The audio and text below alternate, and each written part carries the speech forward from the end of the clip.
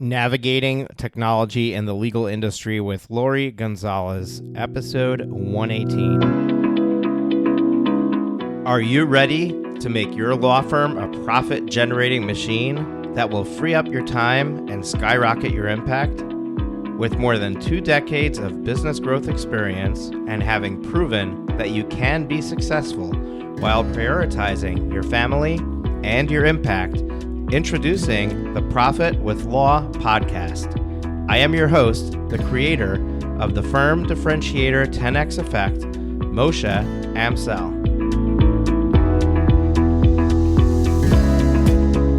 Well, hello and welcome to another episode of the Profit with Law podcast. I'm your host, Moshe Amsel, and today I am with another amazing guest, Lori Gonzalez. Lori Gonzalez is somebody that I came across in a Facebook group of all places, and she was putting together a tool that I joined and became a part of. I'm not going to talk about it unless she wants to, but that was how I got exposed to her. But apparently she's been around the block quite a while, and we're going to have an amazing conversation with her. But let me just tell you a little bit about who Lori Gonzalez is. Lori Gonzalez is the queen at the Reina Corporation, and she's a legal tech lover, process nerd, and promoter of access to justice.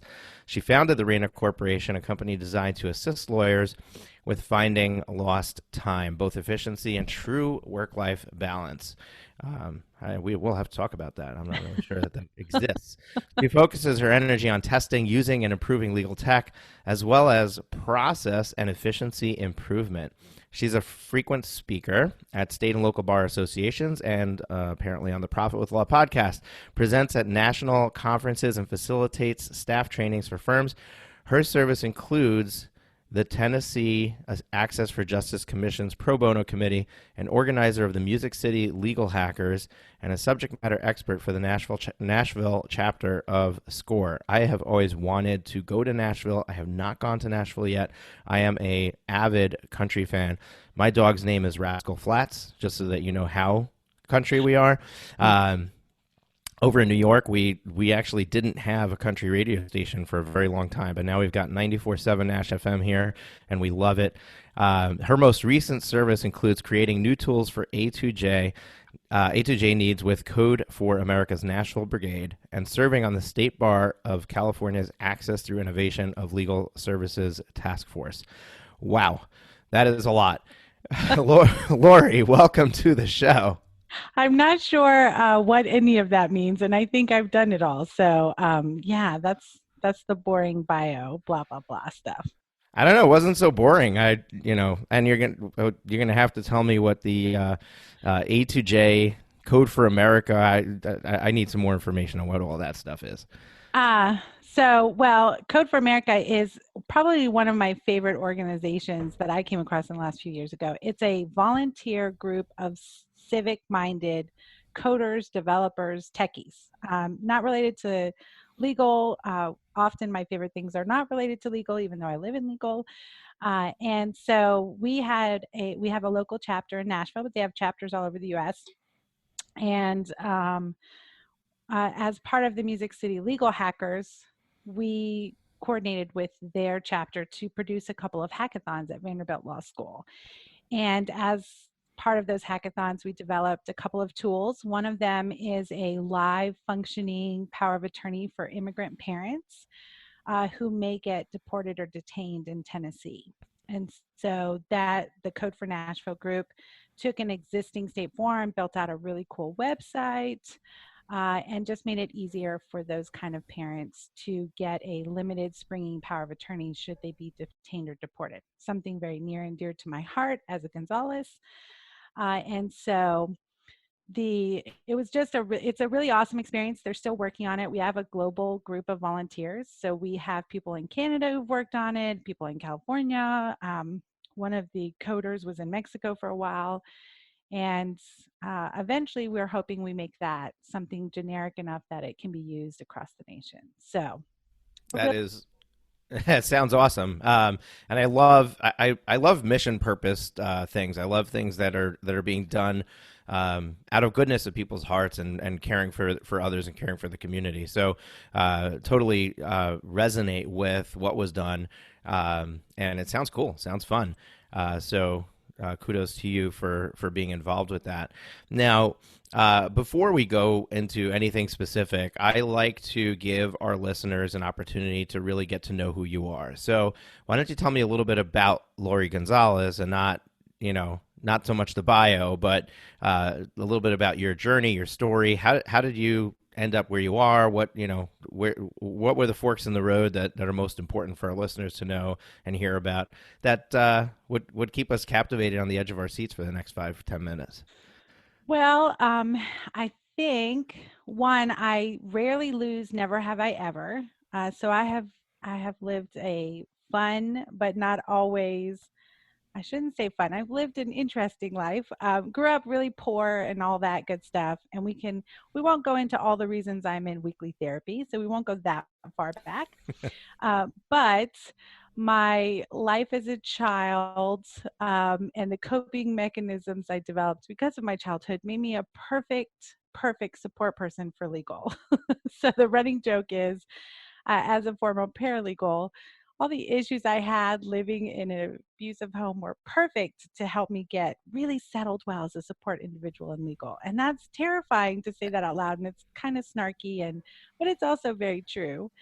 I loved working as a paralegal in legal, but I worked really hard. I was really overwhelmed, and it wasn't my law firm. I didn't work harder than the lawyers I worked for. They did amazing things, but they did them really badly sometimes. Not the legal part, everything about running the law firm and all of the ways to accomplish the legal services were just hard and time consuming and didn't work well. And I think that breaking free from that space gave me the space to kind of figure out who I am. So, who am I? I actually have no idea. I've learned that every day. Who I was 3 months ago is different than who I was a year ago. But I think if I want anybody to know anything about me, it's that I love to have a good time. I love to help people. And I'm also the only person probably who's ever dated a Jerry Springer bodyguard. So I've had a fun life. You definitely have that going for you. And that may only be one of the interesting facts that keep me from always winning a never have I ever game. So There I'm you go. kind of fun to party with outside of, the workday. Yeah. Not only do I not know anybody who dated a Jerry Springer bodyguard, but I don't know any Jerry Springer bodyguards either. So definitely, So definitely unique there. it wasn't the cool one. It wasn't Steve, but he was also guy number 3 in 400 movies. So There you go. yeah. All right, so Lori, I'm going to jump right into this. You seem to be quite knowledgeable in legal tech. That seems to be your stomping ground, and I know that law has been on a journey when it comes to tech, and for a long time, there was a beating drum about how far behind the legal industry is in adopting tech, and I think that today we're still behind. But I think that gap is being closed. I think that there's a lot of innovation that's happening, a lot of things that have come to market that have really brought the law firms to a more current state. Most law firms are not operating without practice management software at this point. There's a lot of really cool tools. We've had Tracers here on the podcast, which does all kinds of amazing things with gathering personal information and being able to eliminate a lot of research that happens when it comes to that. We've had Maddie Martin from Smith AI, who's doing all kinds of artificial intelligence stuff to help the front end of your firm and the way that you communicate with your clients. There's a lot of really, really cool stuff out there. In the seat that you're sitting, where do you see the biggest gaps? Where do you see the biggest pain points in legal tech that are just not yet solved? Well, this may not be popular, but that's We okay. love unpopular. I you I I I never want to be forgettable. So let's just start with the big one. I think the biggest hole that is why all of the other holes exist is quite simply only lawyers can invest in lawyers. So legal tech products are built in a way that either serve lawyers or possibly serve the community. But if they're serving the community, they're only built by lawyers or they're only invested in by lawyers. And so we have a severe lack of funding and a severe lack of diversity in the creation of effective legal tech tools for the consumer. And so for me, that's it. Now, what's the reason behind that? Is that because of bar association rules, or is it because of, is it like the ethical boundaries, or is it because lawyers just don't play well with others? Maybe a little bit of everything. Well, I'm not sure. I think lawyers don't play well with others because they've been told they can't. Uh huh. I think the rules prohibit any ownership. With the exception of DC in the US, you can't own a piece of a law firm that provides legal services if you're not a lawyer. You cannot share fees in any significant way.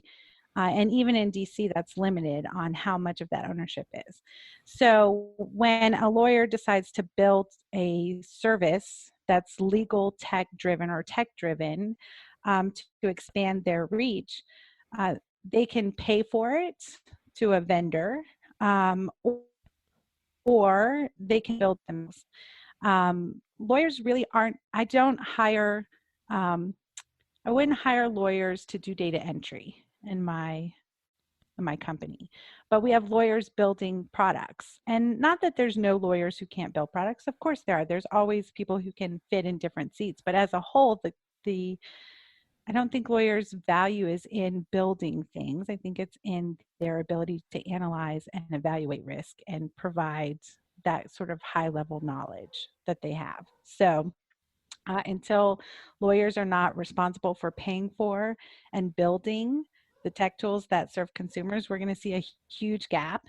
And I think it's hard for lawyers to then connect to technology in a meaningful way, to really value what technologists can bring to the table.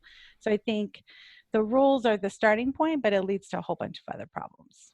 Yeah, so I want to explain, I want to understand this problem a little bit more. So it might be obvious to some who are listening, but as a non-lawyer, it's not, although I'm exposed to lawyers all the time and I'm quite well versed in what's going on, I want to make sure they understand what you're saying.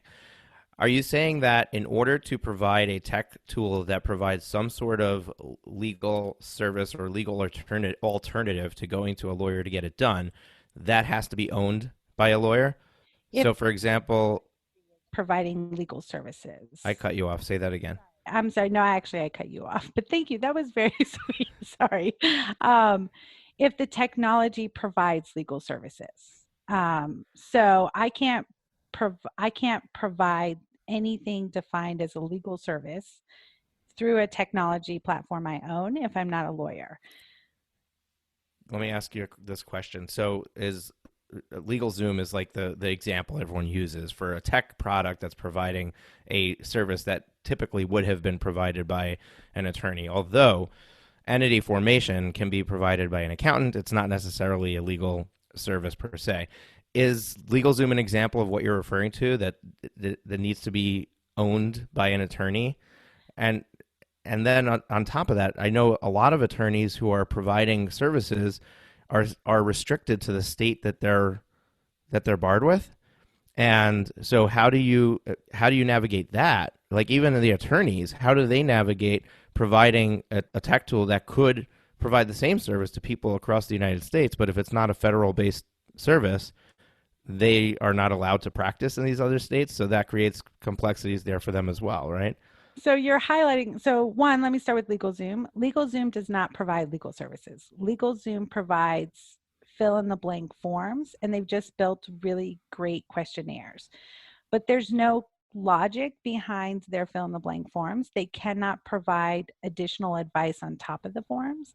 Actually, LegalZoom is one of the favorite sort of models. People say, well, see, this is what happens when you let non-lawyers. And by the way, I actually hate the word non-lawyer. As a non-lawyer, I'm not a non-anything, Moshe, and I'm betting you're not a non-anything either.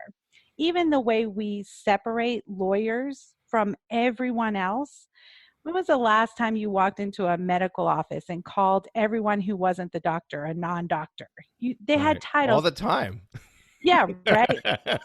I'm going, hey, non-doctor Amy, can call the doctor back? The idea that we confuse consumers if we don't highlight who's a lawyer and who's a not, I think is kind of ridiculous to me. And I think that barrier we've built is another reason why it's so hard for the legal profession to really understand the value that all these other disciplines bring. But going back to LegalZoom, if LegalZoom could point you in the right direction, LegalZoom could be a better product. So the rules that prohibit LegalZoom from building out, think about TurboTax. If you're a business owner and you go into TurboTax and you use their free version, they ask you a few questions, and at some point TurboTax says, hey dummy, I don't think you should use this free version. I think you need a better version or you need to hire a CPA. That process in itself is guiding you with financial advice. So LegalZoom does not have that ability. They cannot do that. That becomes advice and it gets in this weird, totally undefined. There's actually not a definition of the practice of law that's clearly written out anywhere in the US.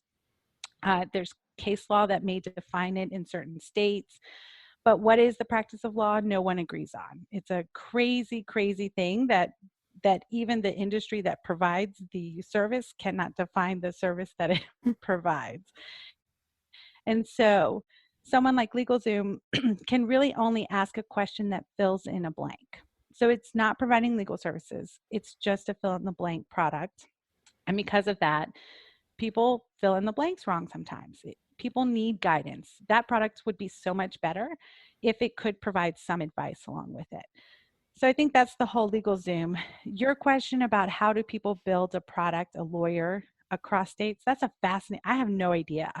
That's a great question and definitely not one I'm qualified to answer. But I think it highlights the bigger issue right now. The legal industry as a whole, it's not just technology. How we provide services, we haven't kept up with how the world works. We're a global economy. We're a global marketplace. I don't think I order things and interact with people all over the US every day. I know you do. We all do. And yet we still have this very outdated one-on-one model in legal where one lawyer provides services to one consumer, whether that's a corporation or an individual. We haven't figured out how to scale some of that in enough ways. There's It's in, people do. it's yeah, it's interesting that you highlight that because one of the things that I have been beating a drum to, and this is not a tech issue. This is a service delivery, and it's exactly what you're describing. There's a ton of consumers out there who need help but are not willing or able for whatever reason to get you to help them personally. And what's interesting is that the legal industry is one that has turned a complete blind eye to other ways of serving the constituents that they're, the population that would otherwise be their clientele. And the solution that I have been proposing is information products. The coaching, education, courses, membership industry is a multi-billion-dollar industry, if not reaching $1 trillion industry. I don't know what the actual numbers are, but it's huge. I mean, you've got massive sites like lynda.com, which was bought by LinkedIn.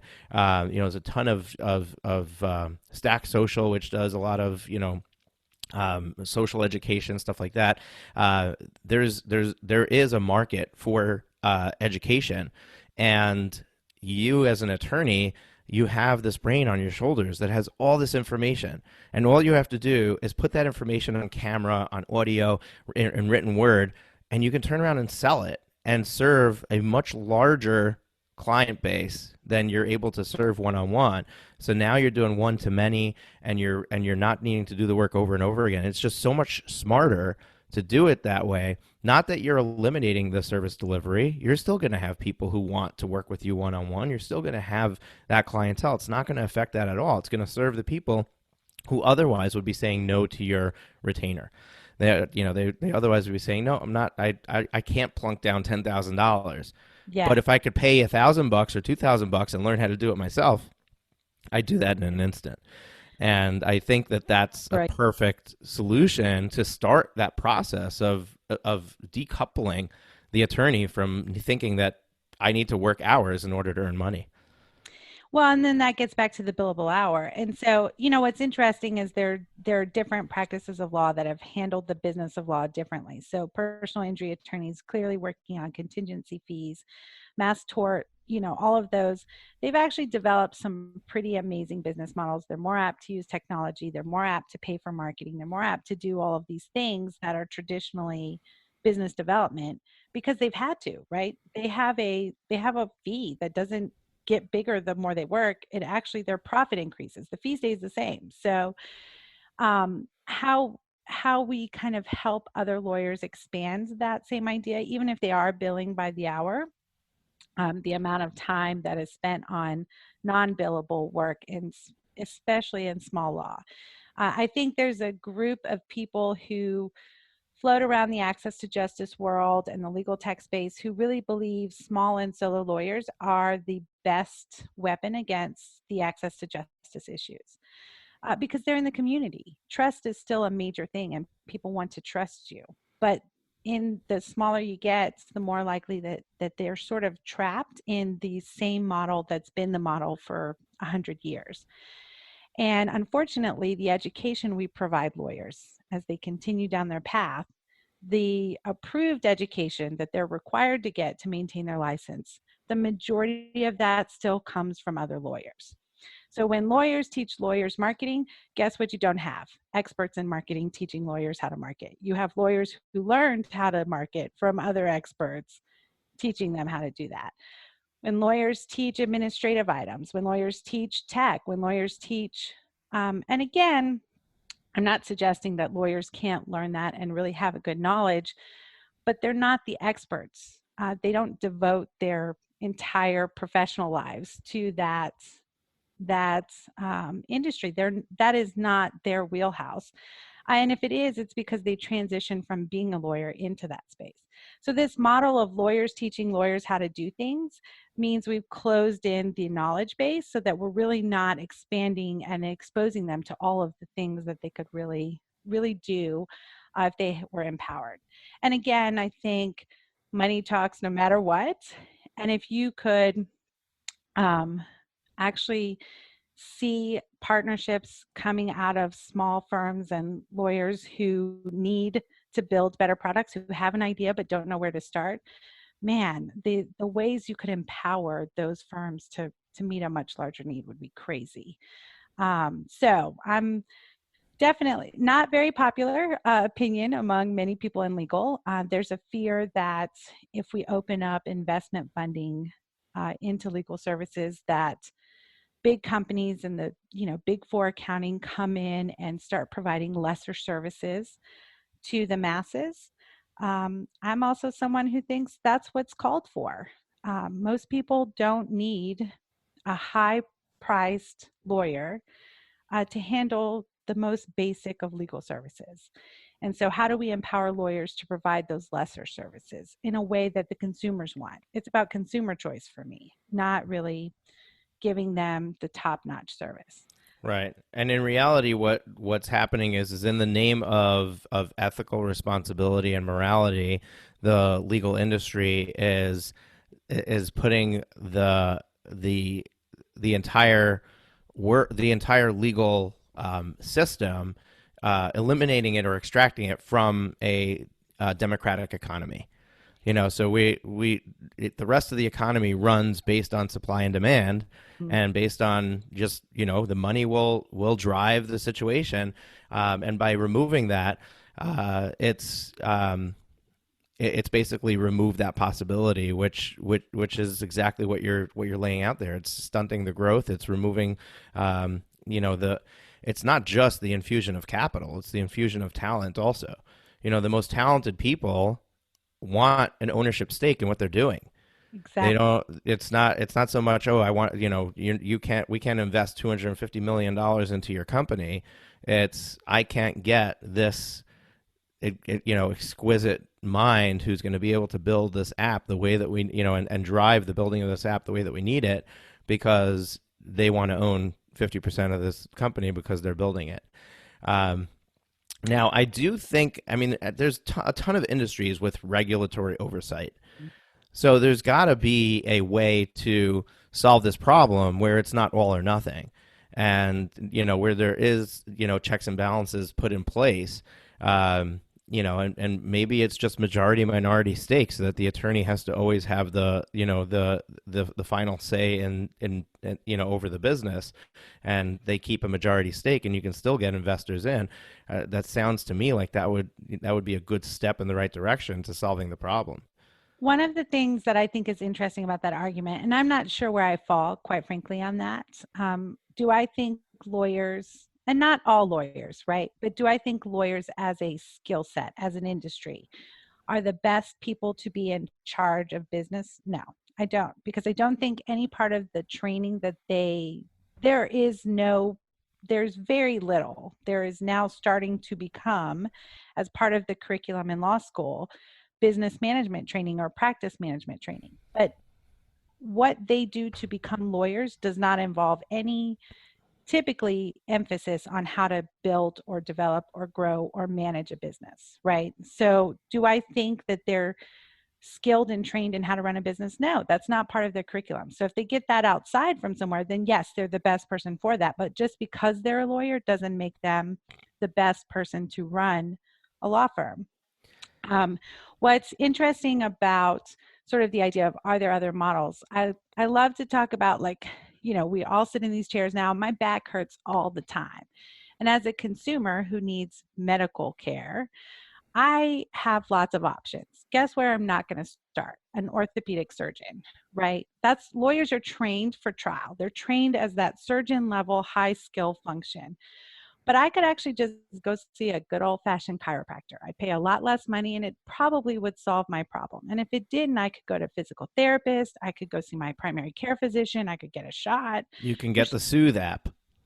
I could get to see that. I could buy some, whatever those heating pads are, right? Like the little ones you just throw away.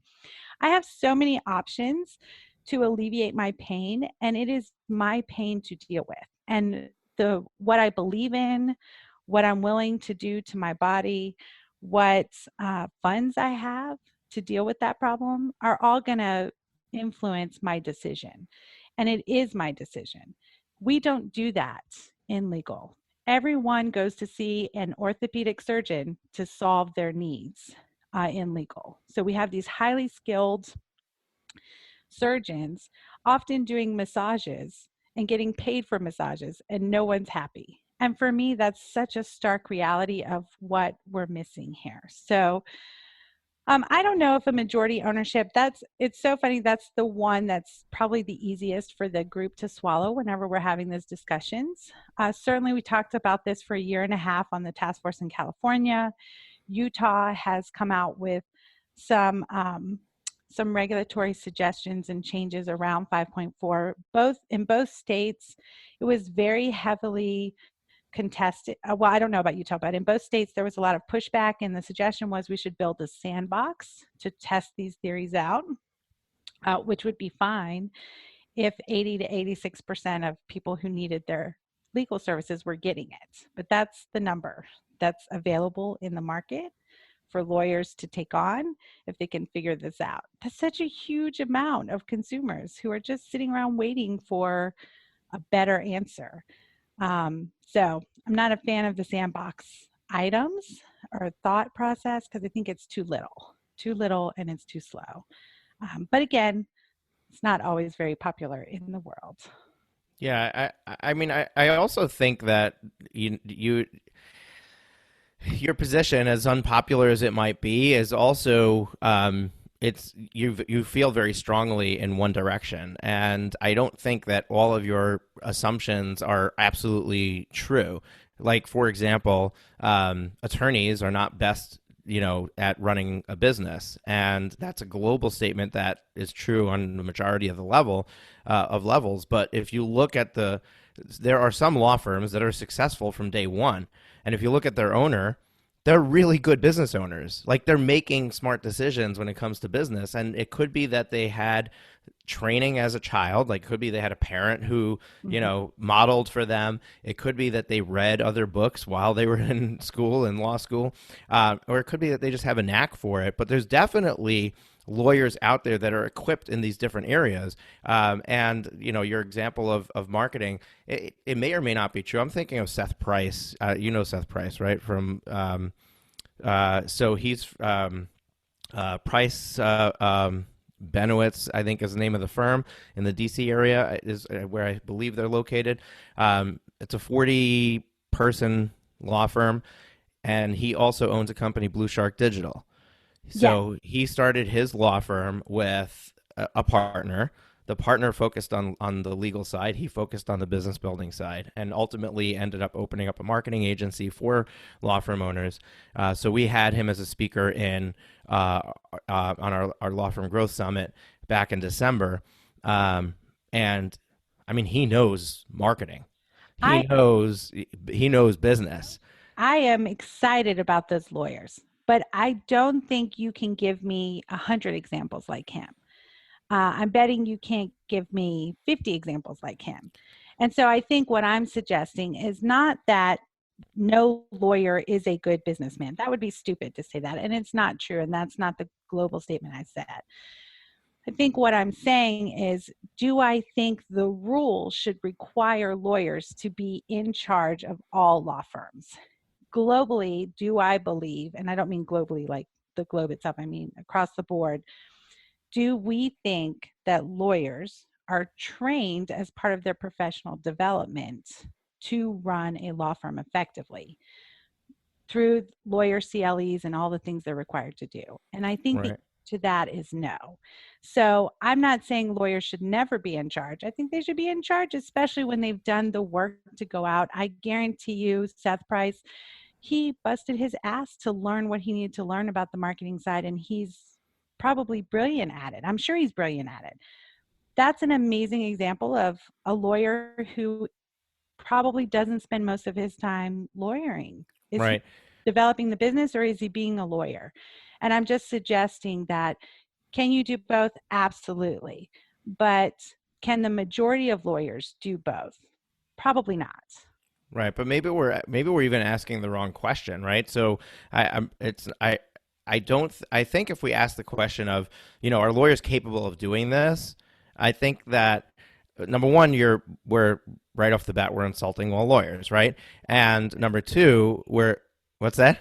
I think they're very capable. I would never Right, suggest they're not capable. They're lawyers. They're right. capable. Right. So my point is right away we're putting them on the defense, and that's not really the question, No. right? The real question is you can you serve clients ethically when the owner is not a lawyer? Sure. And right, and that's the question that needs to be asked. Like, why are we afraid of non-lawyers? I know you hate the term, but why are we afraid of non-owners having an equity stake or even owning a law firm? I um The argument that I hear regularly from those who make these rules or who influence these rules or who believe in these rules. we're gonna get there in just one moment. So I just want to paint this picture. In any other field, like if I wanted to start a landscaping business, I can start a landscaping business and hire the best landscaper in the country to work for me and do the most beautiful landscaping. And I don't have to know the first thing about how to turn on a lawnmower. I Yeah. don't even have to know what a lawnmower is. Yes. And so, why can't I start a law firm and hire the best attorneys to work for me to produce the best legal product? And it's my business, just like in any other industry. So, what is the argument? Why is there this tremendous pushback and this huge issue with non-attorneys, quote unquote, owning But an equity stake or owning an entire practice? so there are a couple of things I hear. One is that a non attorney cannot understand the ethical implications and aren't bound by the ethical implications that lawyers are. And then that leads into, and if the lawyer is an employee or doesn't have the final say or the majority stakeholder ability, then they can be overruled or their professional judgment can be impaired by the big bad person with dollars. So the idea is only lawyers truly understand the ethical implications and ways of providing legal services ethically, which I don't think is true. I think lots of businesses do things ethically. I also think there are plenty of lawyers who walk an ethical line. And so Right. people are people, right? Like you're going to have Right. good, bad in all industries. But And it's that's such an easy problem to solve because first of all, to just assume that somebody can't learn ethics is like assuming that a lawyer can't learn how to run a business, right? It's the same thing. they A lawyer can learn how to run a business and a business owner can learn how to be ethical. So why not create this regulatory body that says if you want to open a law practice, you have to sit through a 8-hour, a 40-hour ethics class, get certified on it, and you have to sign your personal statement of intent and commitment to abide by these ethical rules. And then your business is just as much on the line as any other lawyer's business today is on the line, with them losing their license to operate if they violate those ethics. So licensure of businesses has been a hot topic, I think. And I will say, I've heard some really great arguments about how, one of the ways that the industry feels it protects itself is you can lose your law license if you're unethical.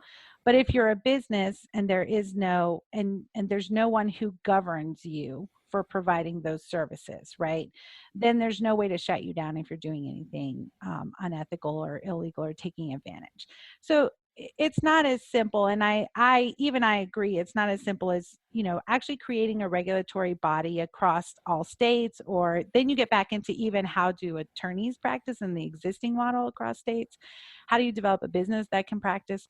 Who's going to be in charge of deciding who gets those licenses, who's going to monitor them, who's going to take those away? I understand that the legal industry is regulated for a very good reason, and I don't think that any of us have all the answers. I just know what we're doing now isn't working, and the tiny baby steps we keep taking. I will say I'm not sure I believe.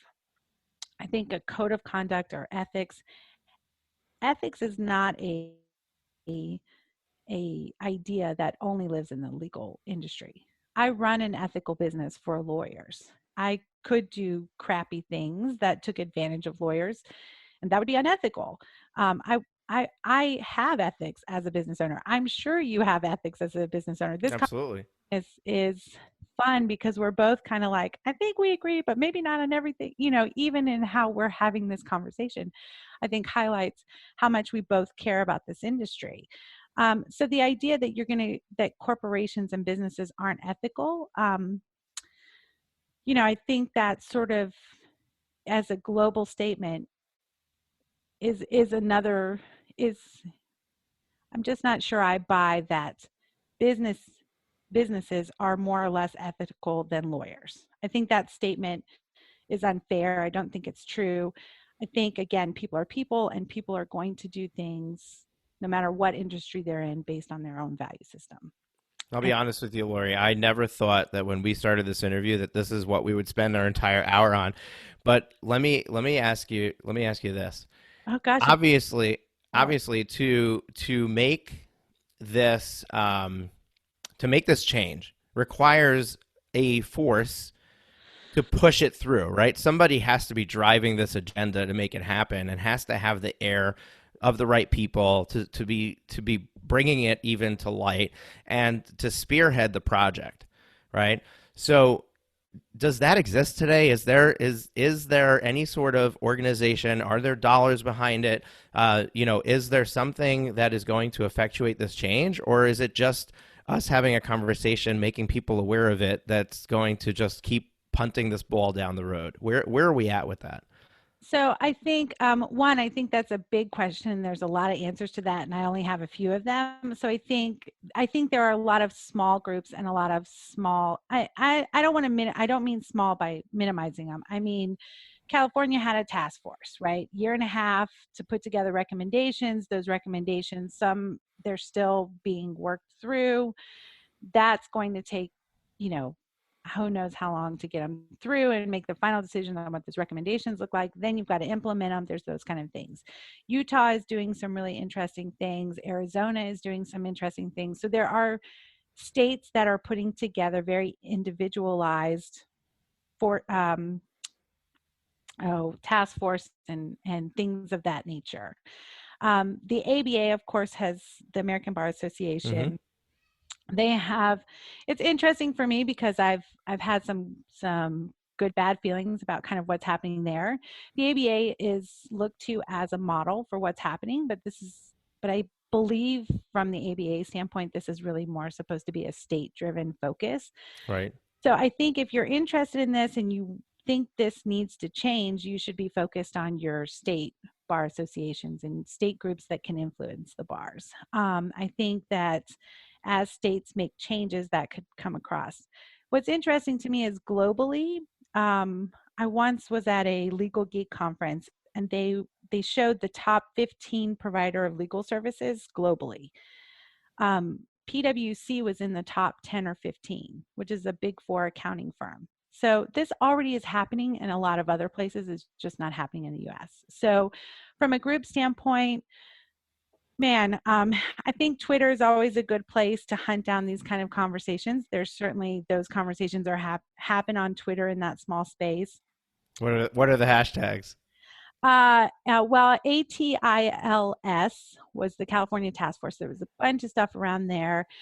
I think one of my favorites people to follow is Joanna Mendoza, and I think she's at Legal Disruptor.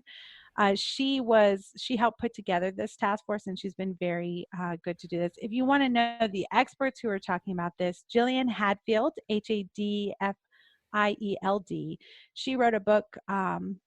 Flat Rules, Rules for a Flat World, I think was the name of the book. But she's huge in really bringing forth the reasons for this to happen. She's a professor and super smart about this.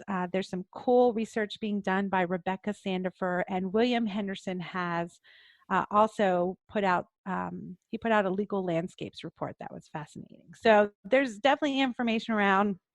I'll try to share all that with you later so that you can send it out to your group for anyone who's interested. But takes a little digging because we're still just scratching at the surface. It's a whole lot of feels like small pockets of it, all trying Hmm. to figure out, but also working together. I do think those who are interested in it are trying to work together.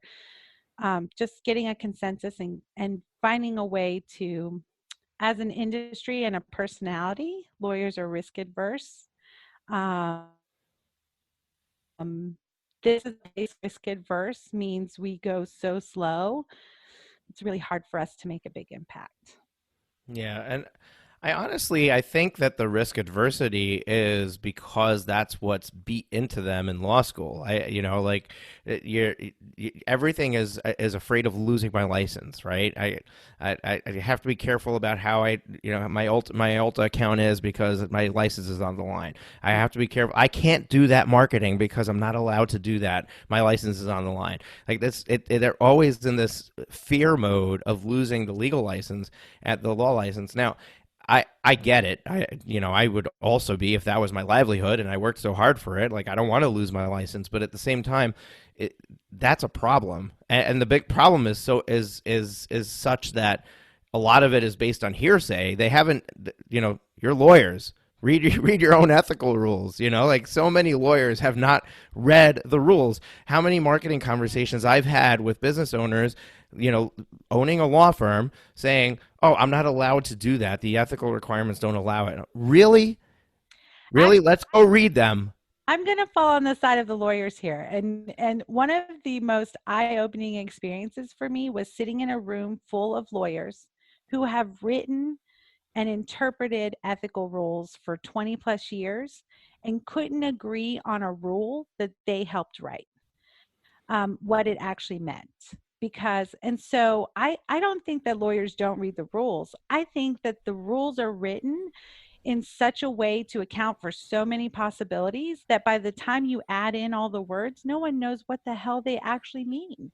And so there's so much confusion about what lawyers are allowed to do. I 100% sympathize and empathize with what it would be like to try to run a business from there. And so I think that risk aversity is rightfully earned. And I agree with you, beat into them in 1,000 ways, not just in law school, but as they continue on their path.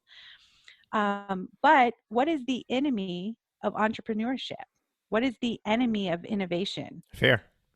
Risk aversity, right? You have to be willing to take risks to Mm-hmm. innovate, have to be willing to take risks to grow a business, to start a business, to be a real entrepreneur. And so we've created an industry where only businesses can be formed and developed by people who are trained and beat into them constantly not to take risks. And it's so unfair to lawyers. I love lawyers. The greatest honor of my professional life has been to live and breathe and serve in this industry, both inside law firms and out. I think people think I'm snarky, but I'm snarky because I care so much about how hard life is in the legal field. And it's hard because we're trying to do everything ourselves, and we just don't have to. We don't have to do this on our own. And we do until the rules change. Let me back up. Yeah. Yeah, we do. That's until the rules change. Until Well, the rules change. this conversation, we honed in on this one point. I do want to point out one thing, and that is that this entire problem that you highlighted is preventing one part of tech, the tech that would serve the consumer. Yeah. So the consumer facing legal tech, but there's so much else in the legal tech that can serve the law firm that doesn't have to have this restriction. So I think we probably need to to have another conversation so we can cover some of those. About that too. So I know, shocking that I might have some opinions about that. No, I think there are also lots of people who struggle with that, and lots of people who are doing great things with that. So yeah, would love to chat about that someday. Awesome. Well, Lori, it's been a fun conversation. It's actually been eye opening for me because I've been very very uninvolved and on the periphery of this discussion. I know it. I know it's happening, and I know that it's a problem, but it has not been where I am getting my feet wet yet. So maybe it is something that I do get heavily involved in at some point. But I'm working with law firm owners. Their number one concern is not how do I bring in an investor. Their number one concern is how do I build and grow my practice to be what I want it to be, which is why it hasn't been on my radar, because my audience is not the ones who are trying to get that foot in the door. I challenge you to ask your firms if they were allowed to invest, Mm-hmm. would they be looking for an investor? They're not looking for an investor because they're not allowed to have an investor. Right. So it's a curious problem, right? Right. Would firms like the ones you work with, who clearly are focused on profits and engagement, would they be interested in investment if that was possible? Yeah, I would tell you that there's one area where the answer would definitely be yes, and that is to reward a star employee. So law firms who really make traction and really get success, it's because they have that number two person who's the non-lawyer who's running the firm. That's it. Sometimes it's the law firm owner, but when you grow beyond yourself, very often it's not the lawyer who started the firm who learns how to manage the staff, who learns how to operate the software and learns how to manage the clients. It's somebody else who's sitting in that office manager, whatever you want to call it, seat, who's doing the heavy lifting for the firm.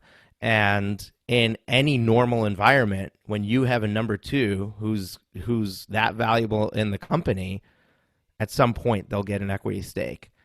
And I think that's where, for my clients, I think it's more about not bringing an outside investor, but how do I reward my employees in a way that I'm still within my ethical, guidelines? Can I do profit sharing? Can I, what am I allowed to do, not allowed to do, and are my hands tied when it comes to being able to reward somebody for their hard work in the company I've built?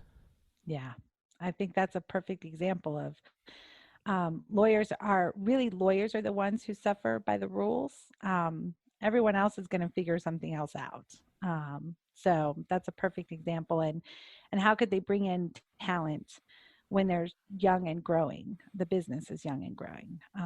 Equity is how you would do that.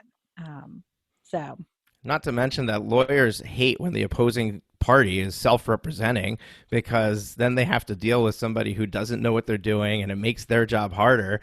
Why not give them the right tools and educate them so that at least you have a good product on the other side of the table when you're in that courtroom. that's a fascinating business model. Building tools for the other side. Now that gets into the whole advocacy and ethical obligations to your client versus the other side, but that's a fascinating idea for me is what if you built tools for the self-represented other side just to help them navigate the court system? Right.